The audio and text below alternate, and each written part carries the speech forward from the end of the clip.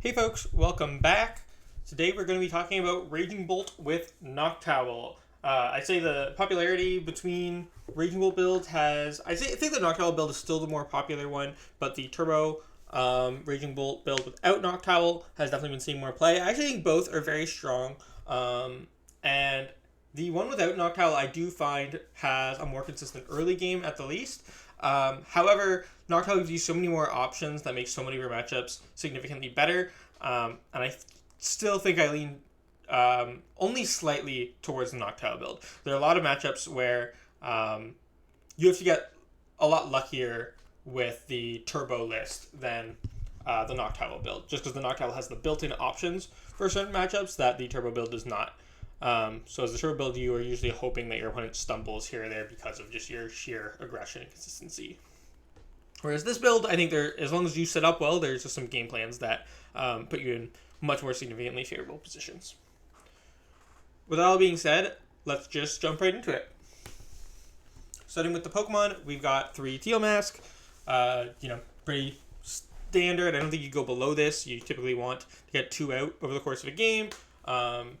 Sometimes 2 out turn 1 if you have a strong enough hand. I mean, you just want to get them out very consistently. And, of course, you need it to access your Noctowl. So you could go up to 4, but you definitely could not go down to 2. I think 3 is definitely enough. So that is the count we are playing, allowing you to get extra Grass Energy into play and activate those Terra cards that require Terra Pokemon to get in play. Of course, Myriad Leaf Shower also being a very strong attack for Charizard and Grimmsnarl. Next, we have 2 Raging Bolt EX. So this is it is technically your main attacker. I think the deck is definitely way more versatile than it's ever been. So some games you won't even attack the Raging Bolt EX, but it's definitely still your main attacker. But we only play 2 because we have so many other attacking options at this point. But of course, Bellowing Thunder, 70 times the number of energy that you want to discard from your board. Just still a super consistently powerful attack, allowing us to one-shot anything in the format and get off turn 1 attacks, going second even, if we have strong enough hands. Next we have 3 Hoothoot. We're playing 2 of the 70 HP one because of the single retreat cost is very important. We can't always just get Latias in play, and sometimes we don't even want Latias in play. And of course, we're going to start Hoothoot sometimes, so it's much, much better to have the 70 HP one to have that single retreat option. It's also nice that it doesn't take damage from Frostlass, which of course is relevant with Grimmsnarl in the format.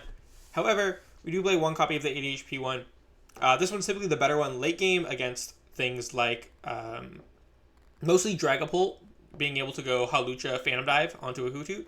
So we evolved ones with 70 HP first, but they're just generally better starters because we can go for that 1 retreat. And to really talk about how important that single retreat cost is, it allows us to, even with a hand that otherwise might be weak, there are hands that are very bad with a 2 retreat cost Pokemon in the active that are very good with a 1 retreat cost Pokemon in the active.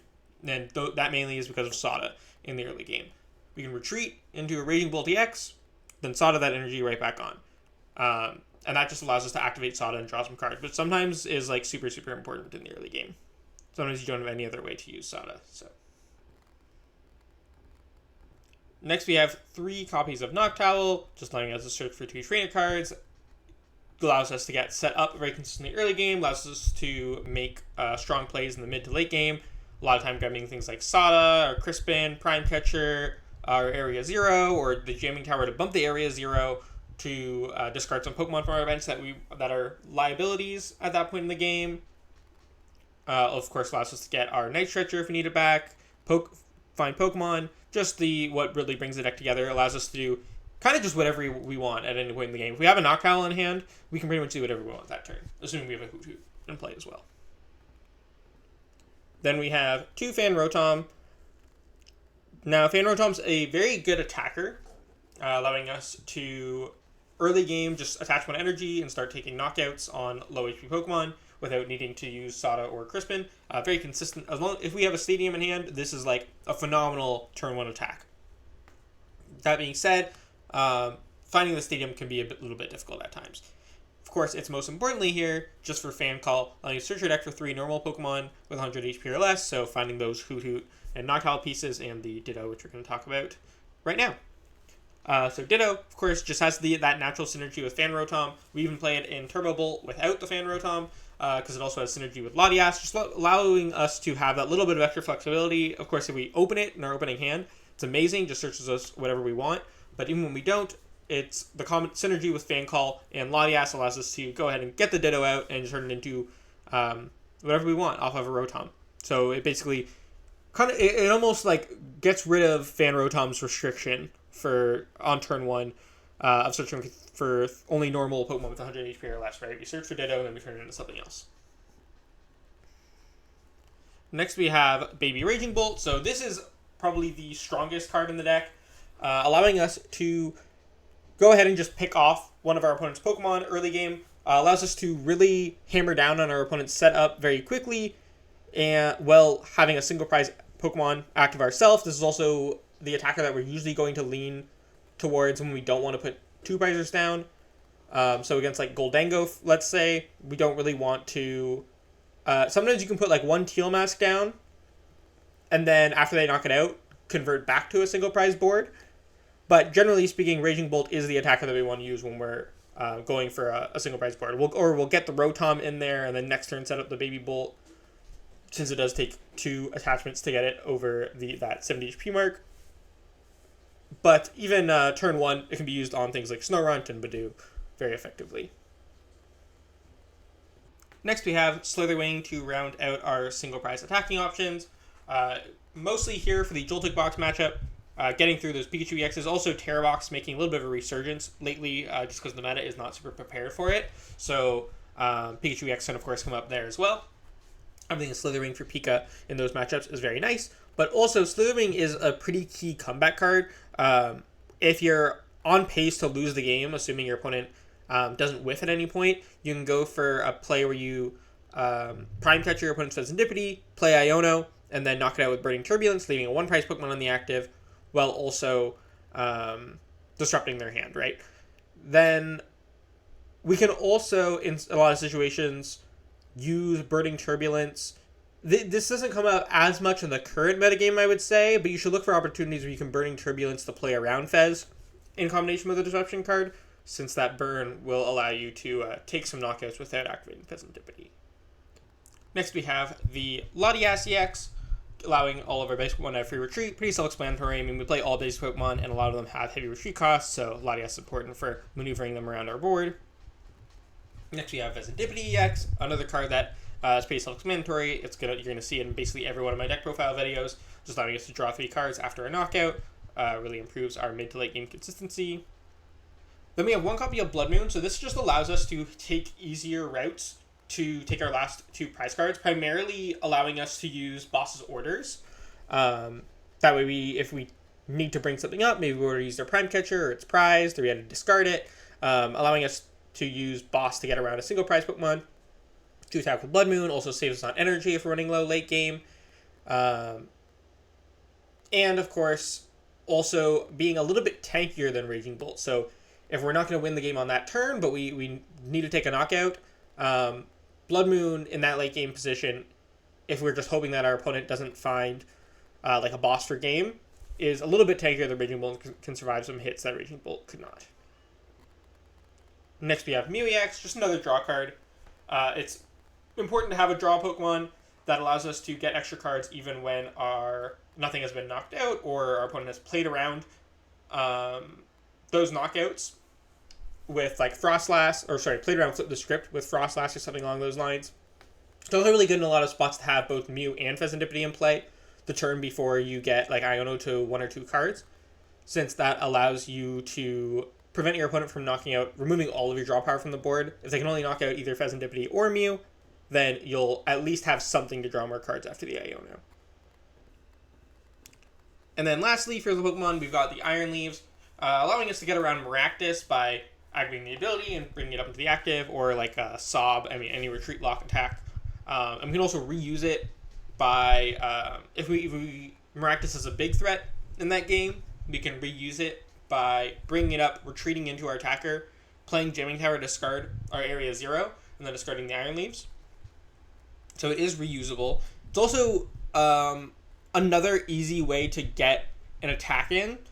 So Similarly to Little Bloodmoon, it's a way to pull off an attack without having to play a supporter for turn if we start to turn without enough energy on an ancient Pokemon to set it up without playing Sada or Crispin, since we can just use 2 Teal Mask and attach return to set up the Iron Leaves. Not as easy to use or consistent as Bloodmoon, but it is a nice little way to take an attack that doesn't require a supporter return. And of course, important to have that very consistent, easy to set up grass attacker to take one-shots on Grimmsnarl or Charizard without discarding 5 energy from our board. Of course, we have Teal Mask as well, but it's just easier to set up than Teal Mask. Next, we have the supporters. For Sada, of course, just set up 2 energy on our ancient Pokemon to set up our attacks. I mean, this is staple in any Bolt list.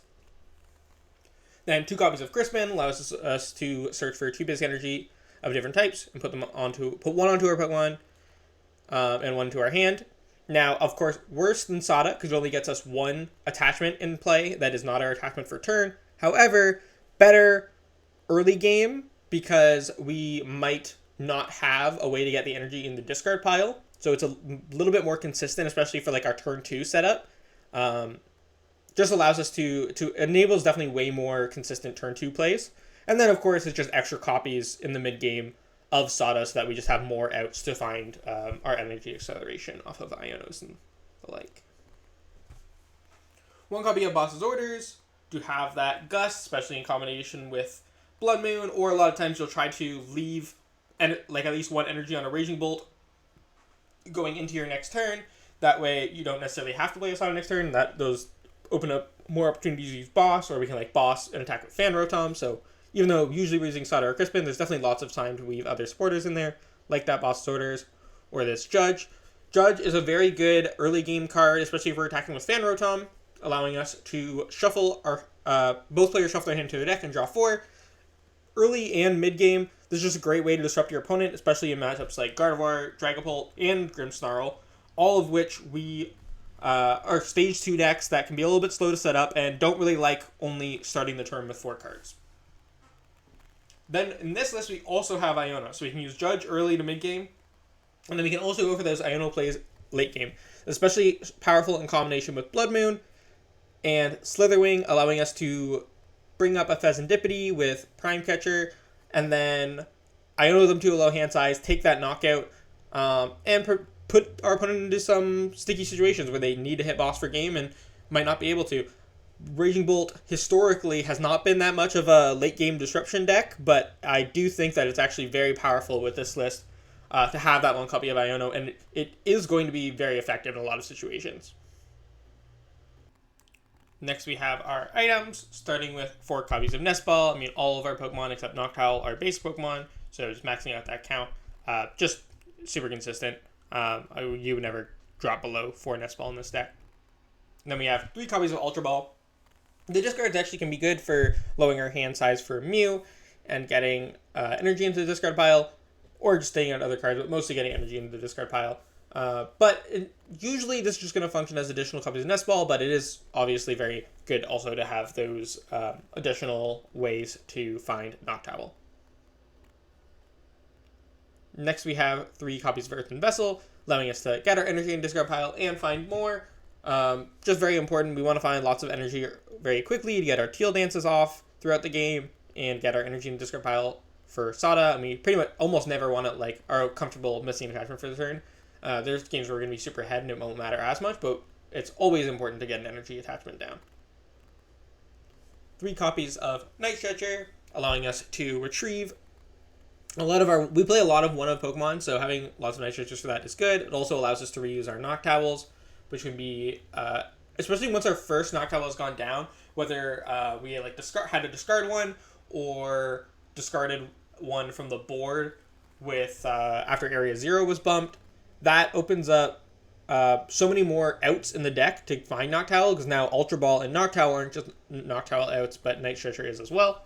So having a lot of copies of Night Stretcher makes for a much more consistent use of Noctowl as well. And of course, being able to find energy is very important in a deck that is discarding a bunch of them most turns.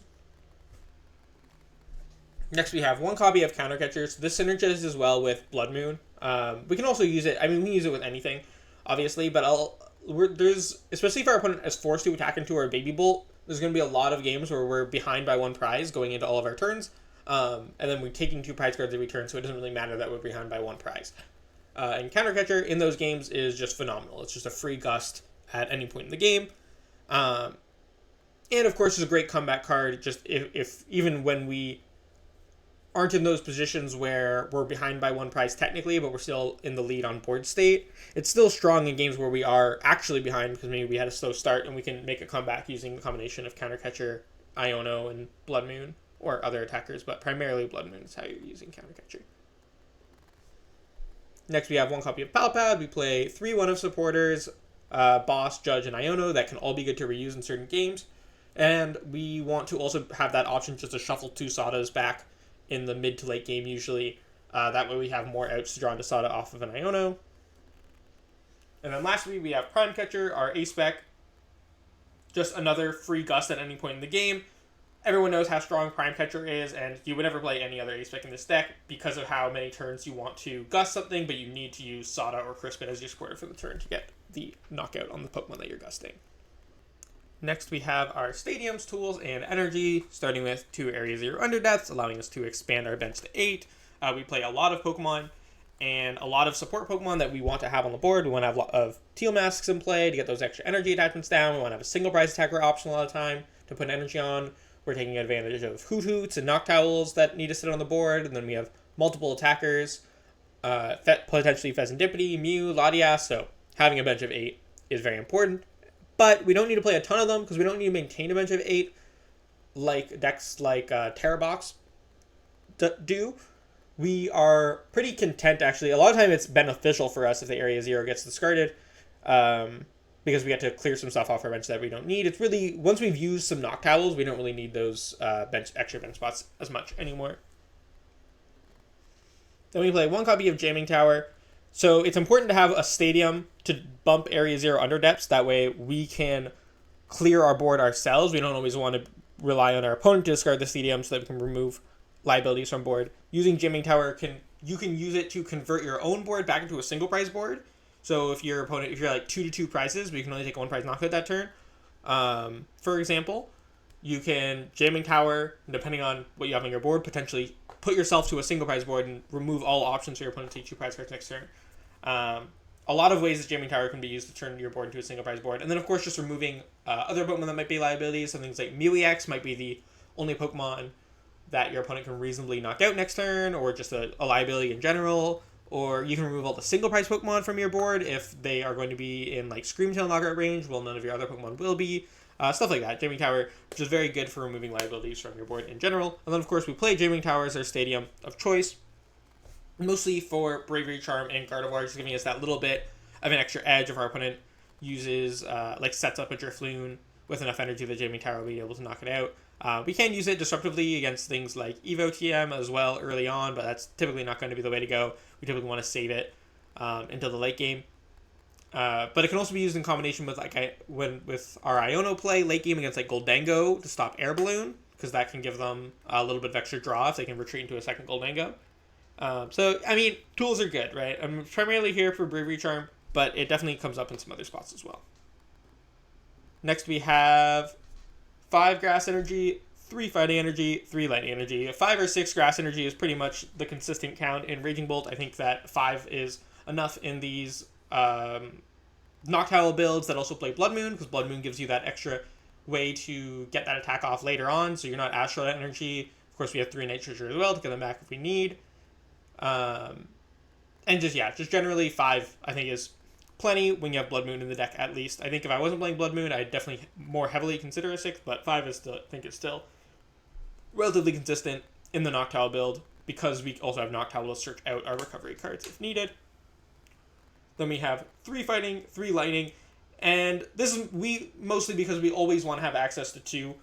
Prizing 2 of either can be isn't game losing by any means. It's you're still relatively fine, but the deck is much more consistent when you have access to at least 2 of each of these. So playing 3 allows us to avoid prizing 1 of each, and then this sort of overall 11 total energy count is just very good for the consistency of the deck in general, especially for just like getting a turn 1 attachment. 11 sort of that magic number consistently for most decks to like have a pretty solid chance of opening one. And of course we have Earthen Vessels as well, but we want to find energy every turn. So,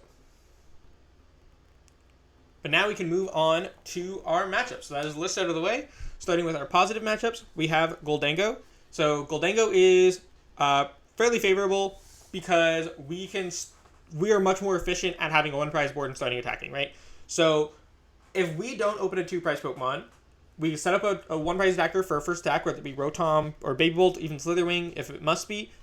And then we go down to 5, and then our opponent can only at most go down to 5, right? They can only at most take 1 prize if we don't have any 2 prizes on our board. So then they go down to 5, and then even if they somehow do that with a single prizer, maybe like a Scizor, we probably won't have enough Pokemon for the knockout with Scizor, but say hypothetically they're able to take that return knockout with a Scizor and go 5-5. Then we take another knockout with a 1-prizer. We get down to 4. Our opponent's still at 5.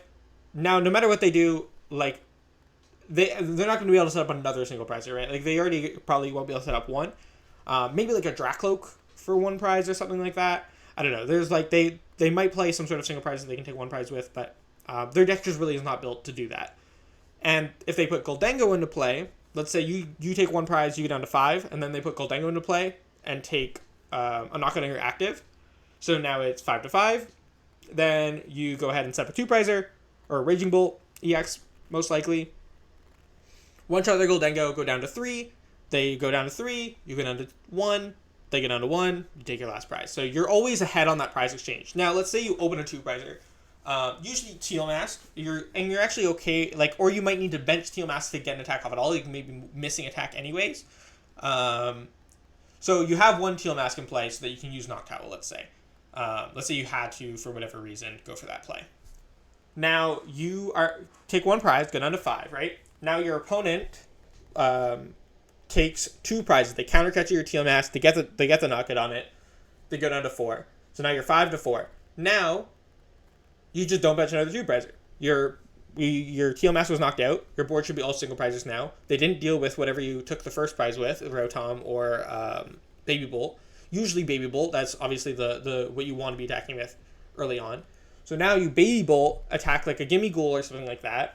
Go down to 4, and now you're 4-4, and then your opponent's in the same spot. They have 2 prizes in play. You don't. And they can at most take 1 prize. They go down to 3, and then you go down to 2. They go down to 1. You go down to 0. So the matchup is just super favorable. Even if you have to put 1 2-prize Pokemon in play to start attacking, you should always be able to flip that trade back around in your favor. The only thing you really have to worry about is Scizor, or if you just sort of open a 2-prizer and have kind of a slow start and your opponent is able to take advantage of that and just get the prize lead. But generally speaking, I'd say this matchup is fairly favorable. Next we have Joltik Box. So this is another very favorable matchup. They always have to use their first turn using Joltik to set up a 2-prize Pokemon, and then you should always get the first 2 prize cards with Prime Catcher Sada if you need to. And then they can never throw off your prize trade to Pikachu because you have Slither Wing to deal with Pikachu. So not only do they have to keep finding ways to take 2 prize cards and get around like Slither Wing when you attack with it, it's also not that easy. They need to use Pikachu if they want to knock out one-shot a Raging Bolt DEX or Clefairy, but I mean that's still not super easy for them. But just in general, you should almost always get the first 2 prize cards, and then you should be able to just keep taking 2 prize cards every turn, and it's easier for you to stream those attacks than they are. As long as you're able to set up your Slither Wing, which you should prioritize, even when you're using your first Sada, you should prioritize like Sada to a Raging Bolt and a Slither Wing, right? And then Prime Catcher, like Miraidon or something like that, take knockout with Raging Bolt and get that Slither Wing, or do the Fighting Energy attacks on the bench, so you don't even necessarily need to find another Sada to get the Slither Wing set up. You can just attach to it, play a Judge or an Iono or a Boss, something like that. Next we have our even matchups, starting with Polt Noir. So basically, early game you want to set up Baby Bolt. You should be able to get, even if you... this is a matchup where, your opponent's going to go for Badoo a lot of times, so you can even take a turn 1, knock it on Badoo with your Baby Bolt, and then you start killing Dracloaks with energy on them, so you usually take a few prize lead by just like targeting Dracloaks that have energy on them. And then you can use like Judge early on to further disrupt your opponent. And then from there, you are ideally, once they start attacking, just streaming Sadas and one-shotting Dragon Bolt with Raging Bolt. If they have to use Fez, and then Bloodmoon can come in and finish off those last 2 prize cards with by counter-catching the Fez or prime catching the Fez. It's fairly even because Badoo is really strong. You can get slowed down and just lose the early game and not get attacking quick enough because of Badoo. And you can also just sort of not find the Sada just to attack on Raging Bolt. As soon as you attack a Dragon Bolt, as soon as you miss an attack and your opponent just gets like a free Phantom Dive off, you're already in a pretty bad shape. They can use Phantom Dive to like play around Fezandipiti, setting up a 4, even 6 prize turn to win the game. They can target down your Hootoots in combination with late game Ionos. So I'd say whether or not you've managed to just find the resources to close out those end game positions is kind of a coin toss a lot of the time. I don't think it's a bad matchup by any means. I think that you have so many disruptive options early game, and you build up a lead, and then you have pretty decent chances of finding the cards that you need. But it is relatively even. They have a lot of disruption as well in the late game, and sometimes you're just not going to find what you need. Next, we have Grimmsnarl. Now, Maractus can be scary here, so you want to be very careful not to bench things that are going to trap my Maractus. If you have reason to believe your opponent doesn't play Maractus, then you can play a little bit more freely with like Latias and Fezandipiti, but you still want to be wary.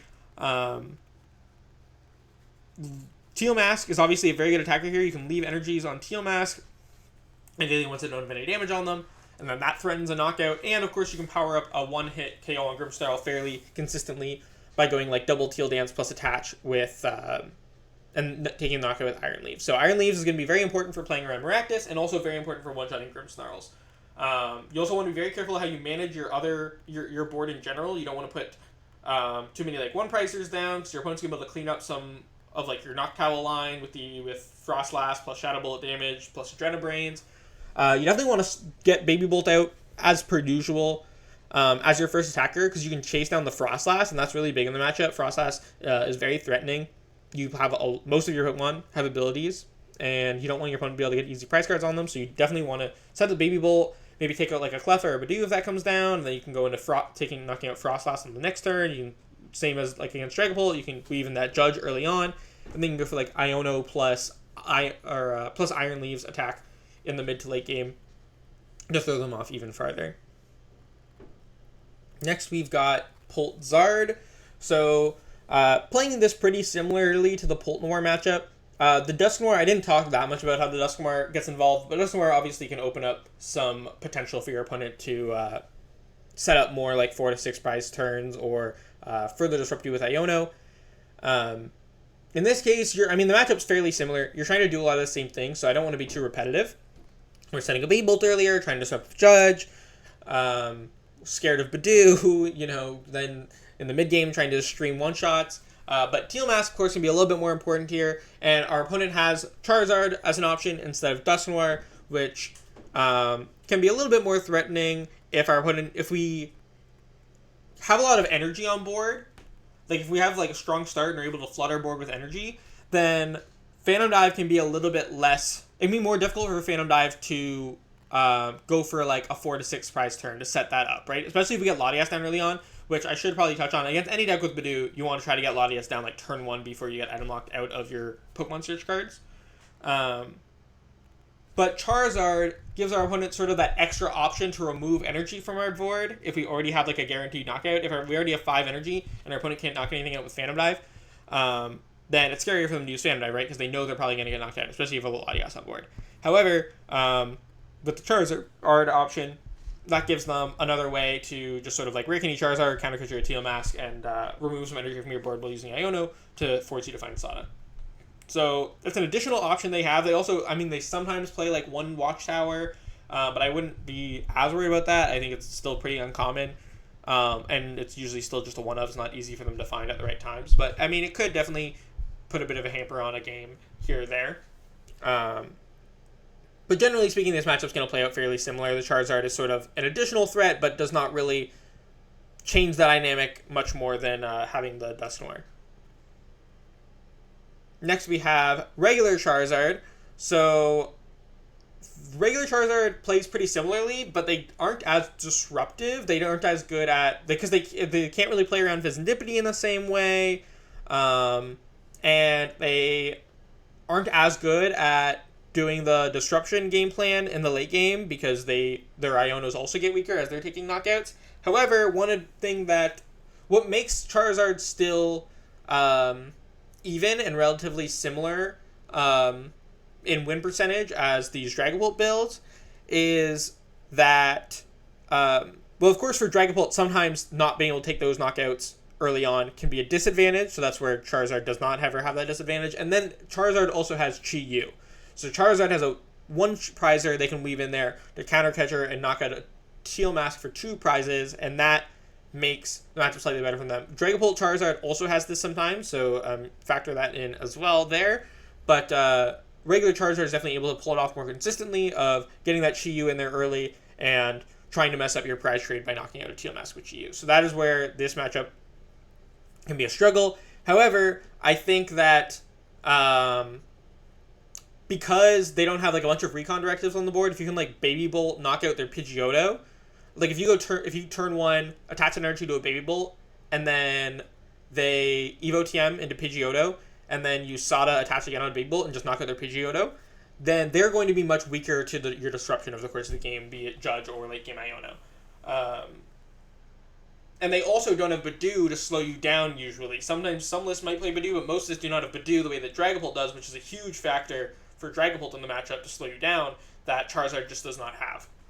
So that is why, despite the fact that Charizard has some things going for it over the Dragon Bolt builds, it also has some things that are a lot worse. If I had to, I always like to talk about like if I had to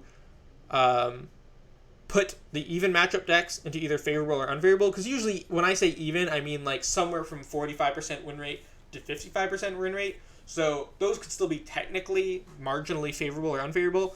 I'd put like Charizard and Grimmsnarl on the slightly favorable side and the Dragapults on the slightly unfavorable side. I do think that Badoo is just that factor there that makes it a little bit more difficult to consistently win those matchups. Next we have End's Zoroark. So Darmanitan can be a big threat in this matchup.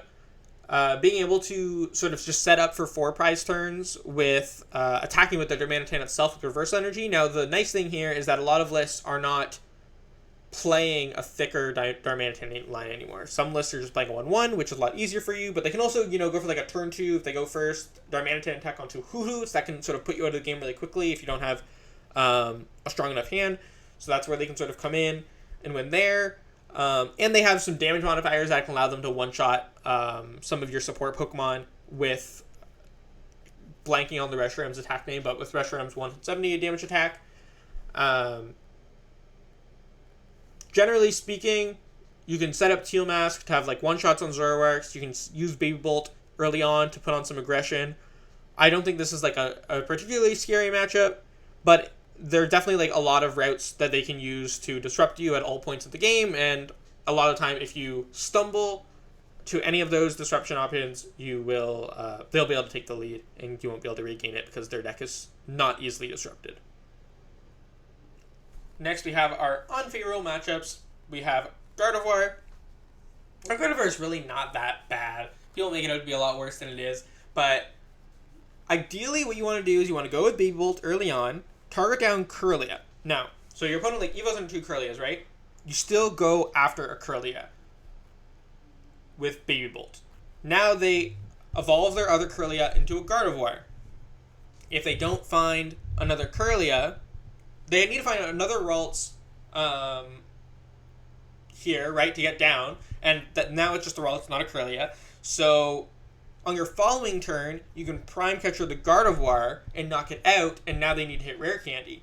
So, and especially you can combine that with a Judge. Now that's going to be pretty difficult to combine with a Judge, but it is something you can do. If you go turn 1, attach the Baby Bolt, turn 2, Sada onto Baby Bolt and Raging Bolt DEX, maybe get a Teal Dance off, attach the Baby Bolt, do 90 to a Kirlia, they get Gardevoir out, they might not even knock out your Baby Bolt, they might just go for like a Scream Tail on a Hoothoot, in which case you'd already have 4 energy on the board and it'd be pretty easy for you to go for Prime Catcher Judge. But assume they knock out the Baby Bolt, you still, with multiple Teal dances and attach return, might be able to Prime Catcher Judge knock out the Gardevoir, which is obviously like super good. They might still find rare candy, but it's way less likely. Especially if they're playing builds with 1 rare candy, this line opens up a lot more potential for you to significantly. They also can't use Drifloon as effect or Screamtail as effectively against you because of the potential of Jamming Tower. You can convert your board to a 2-prize board state late game by bumping the areas here with Jamming Tower. And you can also, if you're at 2 prize cards, if your opponent's at 2 prize cards, you can a lot of time play around Counter Catcher. So if Counter Catcher a lot of times is going to be their only way to win the game, as long as you can keep Pokemon out of play that would get one-shotted by the Screamtail on your bench. So you can just play around Counter Catcher. Like, let's say you have no energy on your board going into the turn. So you're not going to be able to one-shot a Gardevoir. Because you would need Sada plus Boss. I mean, maybe your Prime Catcher's down. You know, these are could be kind of an elaborate hypothetical. Gardevoir board positions can be pretty complicated. But you have no energy on your board. You don't have access to Prime Catcher. You're not knocking out this Gardevoir that turn. You use 2 prize cards. Your opponent has 2 prize cards. Put a single prize Pokemon active. Make sure there's no target for Screamtail, or Iono your opponent, and it'll be difficult for them to find Screamtail if maybe it's already in the discard pile. And then attach for turn to the Raging Bolt DEX. Get like a Teal Dance or 2 off, and then next turn you can Boss's Orders the Gardevoir, attach again to the Raging Bolt, use another Teal Dance, one-shot the Gardevoir. And that way they can't use Counter Catcher. Knowing that they don't usually... Sometimes they will play like 1 boss, and that is why, because it's pretty easy to play around Counter Catcher for a lot of decks. But yeah, that's something that a lot of people miss. This board state actually comes up a ton against Gardevoir, where you can just pass instead of taking a knockout in order to play around Counter Catcher for a turn to give yourself time to get more energy onto the board for a Boss's Orders knockout. And people very rarely see this line as Raging Bolt because they don't think of it as a deck that can do things like play around Counter Catcher just in general. But it is. You can do this position against Gardevoir a lot. So early game, attacking with Baby Bolt, and then going after the Gardevoir, trying to force them to have as many resources as possible to continue attacking. Late game, using Jamming Tower to clear your board, shut off Bravery Charm, make it as easy as possible, or make it as difficult as possible for your opponent to take a knockout, and playing around Counter Catcher when needed. Next we have Street Dragapult. So I think that just regular Dragapult with no Charizard and no Dusknoir is the hardest build to play against. Genesect can be a little bit annoying if they set down your Prime Catcher. They might have other options to make it a little harder. They might have the Watchtower in there. There's just a lot of tech options they can play to make the matchup better, and their deck is just overall more consistent. They play more Gusts usually than Zard or Dusknoir, which gusting super consistently with the deck is very important for them trying to set up a 4 or 6 prize card turn against you. They're also usually better at chaining Badoo. The Dusknoir and Charizard don't provide as much value to the matchup for Dragapult, in my opinion, as just straight consistency does. They're better at making like Hawlucha on Hoothoot plays, things like that. They're better at drawing out of your disruption early game. Like the Judge is not usually going to cripple them as much as it might the Dusknoir or Charizard builds. So they are just in general better at doing the normal Dragapult things against you throughout the game. And that is why the matchup ends up being a little bit worse than the Charizard and Dusknoir build. Still not like a terrible matchup, still very winnable, but definitely the worst, in my opinion, of the 3 Dragapult builds for you. And then the last matchup we have to talk about is EVBox, which isn't like super unfavorable. You're definitely a way more consistent deck than they are. However, the problem lies in that where against Goldengo, we can like usually force that we go down to 4 prize cards first. Against Flareon, it doesn't really matter if we get down to 4 prize cards first if we can't play around Briar. So we also have to be able to play around Briar at the same time. Because if they get the first knockout, they take 1 prizer with Flareon, they get down to 5, and then you go down to 4, and then they go down to 3, and then go down to 2. Well, now they just Briar and go down to 0. So the Briar is what makes the matchup... it's a pretty similarly played out matchup to Goldango, they also have a better one prize attacking options. Like they have Rotom, right? So that those extra single prize attackers, and then the potential for a Briar play later make it, although even the matchup usually seems like it's playing out similarly, those additional options flip the matchup from favor to unfavorable. I'd say that the best advantage you have in this matchup, that makes it still pretty close to even, is just that you're way more consistent of a deck. They are way more likely to miss a knockout at some point, and just not be able to chain together that strategy as well. That's all I have for you today, though. Thank you so much for watching. I hope you enjoyed. I hope you enjoy playing Raging Bolt for the first half of this format until, next set comes out. I mean, I'm sure Raging Bolt is going to be good for many more months now. And I don't think the list is going to change too drastically for a while. So I think this list, there's something similar to it, is a good place to start and will continue to be a good way to play Goldango for a long time. If you have any questions, leave them in the comment section below. If you enjoyed, make sure to check out my other content or my socials through my link tree in the description below. Thank you so much for watching, and have a great day.